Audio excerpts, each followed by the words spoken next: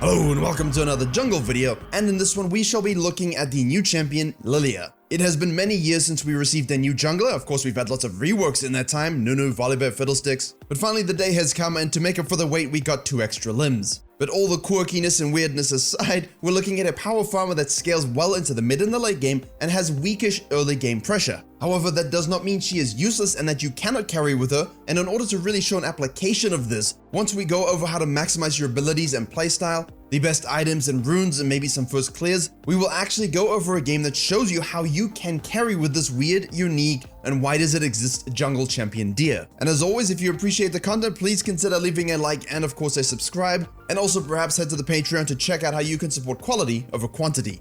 And now without hesitation, let's begin. So as we said, she really is a scaler through the power farming mechanic with weakish ganking power, and due to this she is squishy, which means this impacts how you can play, either as a full AP bruiser, a tank and off tank, you can go hybrid, and all of this is so you can use your movement speed passive properly and play around the gankable lanes as well as invades in enemy jungle matchups. The goal here isn't to CC and burst, it's to do damage over time while moving in and out of fights in a very annoying and spammy way. This is also crucial because she does 5% of the target's maximum HP as magic damage over 3 seconds, and so you want to utilize that as much as possible. That movement speed passive I mentioned is on her Q, and this is the whirly-dirly, twisty kind of Hecarim Q, but with more range and a true damage outer sweet spot. And that movement speed passive means that when you stack up any of your abilities up to 5 times, you literally increase your movement speed to what seems like even more unnatural levels than what she looks like, and then you spam circles around everyone while running circles around everyone. And if you want to do that while listening to circles, well then you've got the trifecta. The cooldown is low, it's flat at 4 seconds, which means you can basically change the rules of League of Legends to be do not chase Singed or Lillia. Because honestly, unless you have chained CC, it's going to be extremely difficult to keep her in one place. She is a deer after all. You need to use her speed to get your damage over time passive onto the enemies, and then spam hit that true damage on her Q. So almost like Aurelion Sol has the space for his stars to do the right amount of damage, here you want to use your movement speed to make sure you're hitting that sweet spot on your Q as much as possible. Now, there's no terrain scaling on this champion because I guess you can just run around anything faster as it is.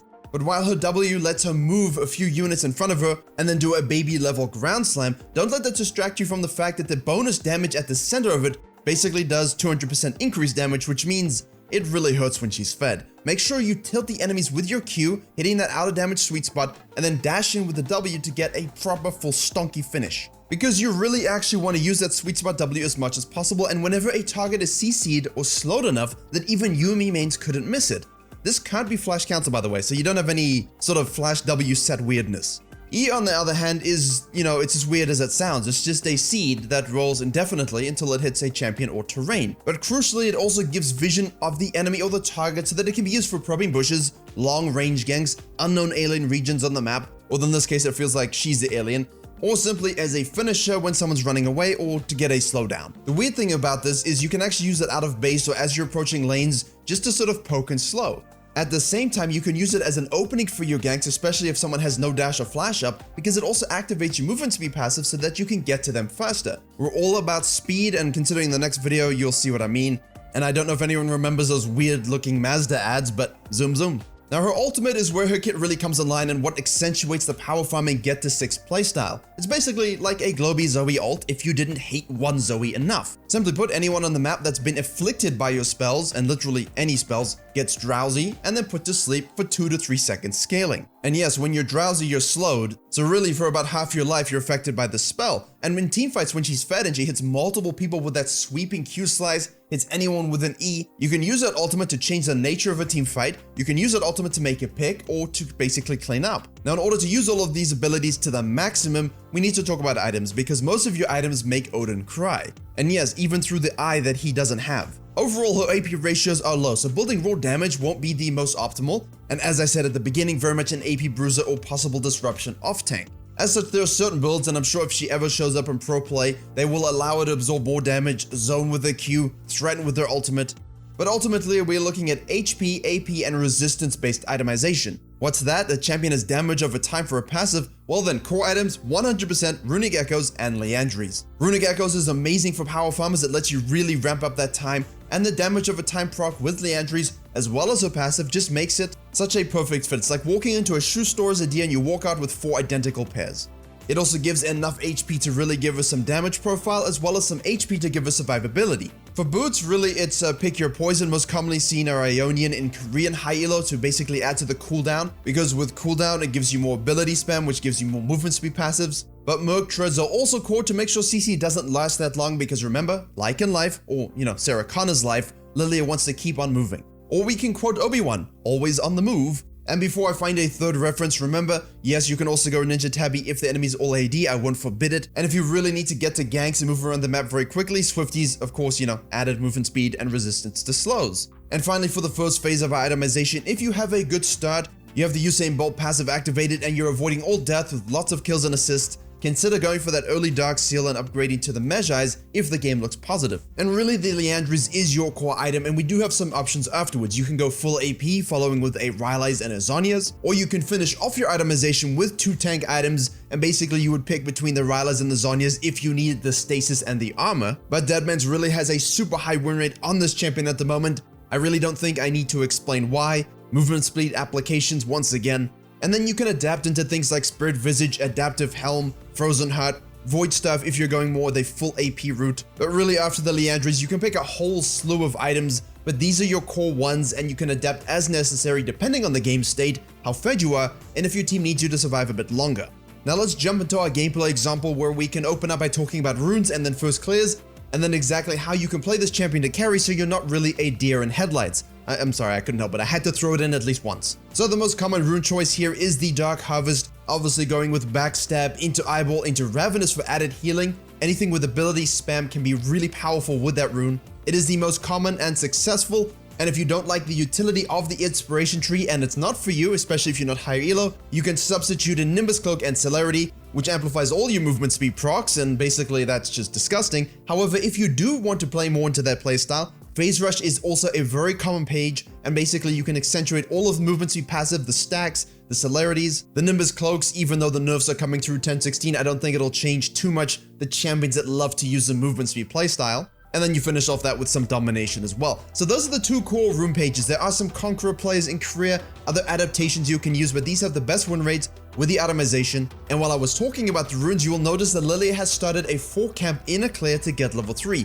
She had a leash on the red and will go into the Raptors, Wolves, and Blue. Now that's not the only clear she can do. She really has a lot of viabilities, the core one being a 5 camp clear ignoring the Grump. This is because she has low armor, so you want to use the movement speed passive to kite your camps as much as possible. She will get kind of low in the jungle, so using abilities at the end of clearing a camp will allow you to maintain those movement speed stacks, which not only speeds up your clear, but also lets you get from camp A to B much quicker. And if you're against dirty invades like Volibears or what have you, you're able to at least escape the situation without dying. Now what I didn't mention before was that while she loves the AoE nature of clearing thanks to her abilities and using the talisman, you can also start leashless on the Raptors, go down to your red and Krugs, and then move up through your jungle. Ideally, you want to avoid Gromp as it's impossible to kite, and that large acidic tongue really dishes out the acid burns. So if you do the 5 camp, you can get a free crab, you can always then look for a gank and then fall back to the Gromp and smite it to make sure it dies quicker.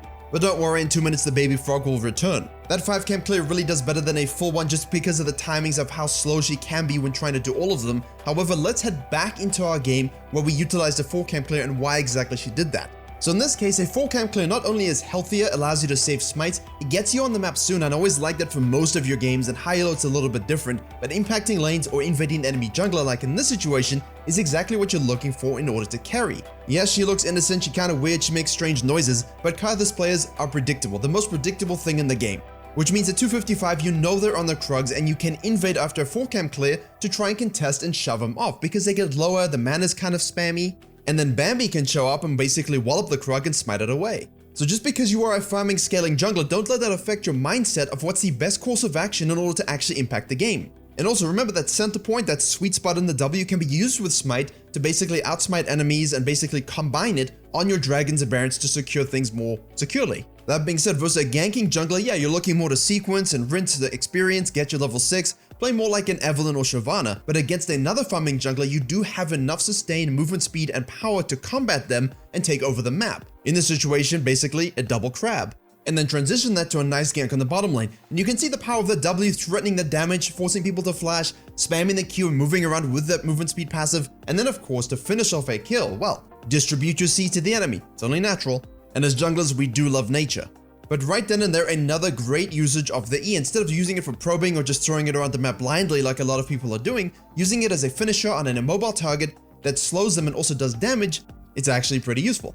Now remember, we're not looking to spam gank early, we really want experience optimization and maximization. That's an over-the-top ridiculous way of saying we just like a lot of experience. So after the gank on the bottom lane, it's very easy to stay out longer than other junglers as long as you are smiting and kiting correctly and take a full secondary clear. From here, you should really look to back. I don't like staying out this long, but if mid laners are dead or have both retreated and you see a slow push, make sure to push that wave out, deny the experience to the laner, and grab yourself some more. That's a very early level 6 with a lot of pocket change, but I am seeing a lot of Tillys specifically in high elo career staying out quite a long time to make sure that experience is just totally absorbed and they have a fast track in getting that ultimate, which is when she has a huge power spike. Now on that note, farming junglers, we always tell you once you have that ultimate, you must use it. So after the red and the Krugs, heads back to bottom lane, and here you see a great use of the full combo.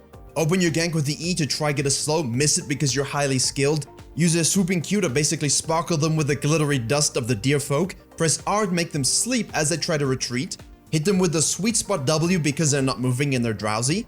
Create a little bit of distance with a few hops to the left and hit them with a sweet spot whirly-dirly Q, and that's a free kill. Once the support also gets chain stun, you can throw your E for another finish. So basically, if you open your gank with the E, you close the gap, you get your ult off, you get to hit a W and a swooping Q, you should be able to hit multiple Qs within the gank because of the low cooldown, as well as hit at least one more E to finish off the target like she does here. As we do max Q, W, and then E, you would have seen that earlier in the video, the W's cooldown does scale from 14 to 10, but the E remains on 12 flat, so that's something you need to keep in mind as you buy your CDR items and as you level up your abilities. As always, when you are against a Karthus, you know they have that high skill button, so no matter where they are on the map or how you're destroying them, your support may be absorbed into the spirit realm. But always take the opportunity to take the dragon when you can, especially when you have bot lane control. And when you have good ganks and objective control, make sure you reward yourself with some farm sequence upwards, and Lillia, like a lot of AoE magic damage junglers, can sequence camps together like the blue and the Gromp. If there are any gankable lanes or skirmishes you need to rotate to, always be opportunistic with this, but don't necessarily force it because Lillia loves lanes that have CC, so she can guaranteed hit her W, make it easier to land her E, and so on. Reset out of base, get your haunting guys, and now again, because your camps are down, we can look for a play. We have our ultimate up, we have our E available, let's go to the mid lane, and as Karthus decides to get a little bit tilted, hit your spells and finish him off. And you see what I mean about that damage from the W and the Q sweet spot. It's a lot.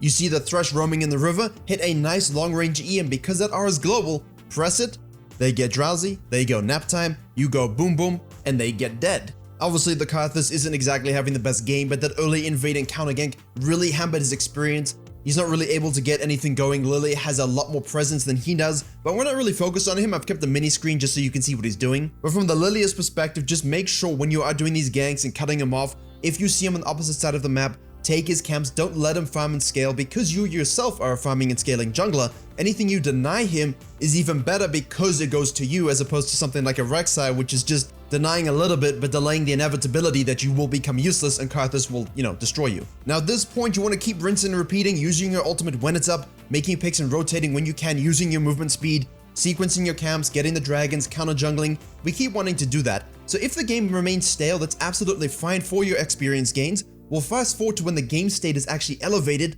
and this is where Lillia will really come online. Because towers are down, people will overpush, you can really get to situations super quickly. You have the use of that global ultimate if you can hit any of your spells.